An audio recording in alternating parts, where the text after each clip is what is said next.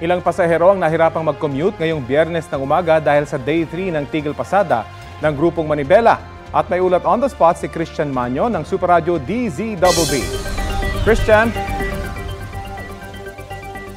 Rafi, tuloy ang laban para sa hanap buhay. Yan ang mensahe ng Grupong Manibela sa pagpapatuloy ng kanilang transport strike kaugnay pa rin ng pagpapatupad ng Public Transport Modernization Program at ang pagbasura ng pamahalaan sa resolusyon ng Senado na pansamantalang suspindihin ang programa sa Parañaque kaninang umaga. Ayon sa Manibela, 100 sa kanilang miyembro ang hindi bibiyahe ngayong araw dahilan para bagyang maging pahirapan ang pagsakay ng mga commuter. Ayon pa sa Manibela, nagpapatuloy ang strike sa iba't ibang araw hanggat di sila pinakikinggan ng pamahalaan. Sa listahan mula sa Grupong Manibela, bukod sa Parañaque ay may transport strike din sa Muñoz Market, Pasig Palengke, Novaliches Gulod, Alabang Star Mall Terminal, Bagong Silang Almar Sabarte, Las Piñas Quirino Highway, Philcoa Commonwealth, Monumento Circle, Punta Santa Ana, Dasmariñas Cavite at Agono Highway.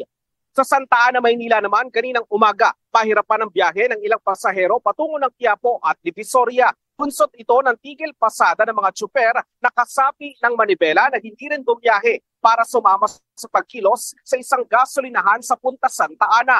Ayon sa ilang pasahero, bagamat may bumabiyahe na jeep, iilan lamang ang mga ito habang halos wala naman dumadaan na modern jeepney. Dahil dito, ilan ang apektadong pasahero ay sumakay na lamang sa biyaheng Kalentong para maghanap ng biyaheng patungo ng Quiapo at Divisoria.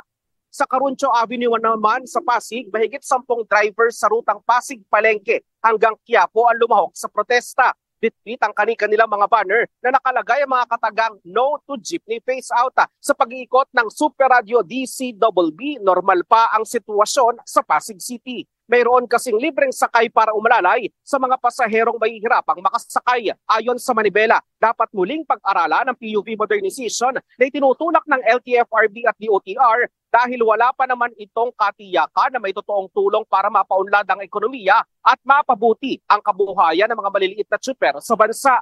Nauna nang sinabi ni Pangulong Bongbong Marcos Jr. na minority lamang o nasa 20% lamang ang tutol sa modernization, habang sinabi rin ng DOTR noon na may subsidiya naman para sa pagbili ng mga bagong jeepney. Rafi? Maraming salamat, Christian Manyo ng Super Radio DZBB. Kapuso, alamin ang maiinit na balita. Bisitahin at mag-subscribe sa GMA Integrated News sa YouTube. Sa mga kapuso abroad, samahan nyo kami sa GMA Pinoy TV at sa www.gmanews.tv.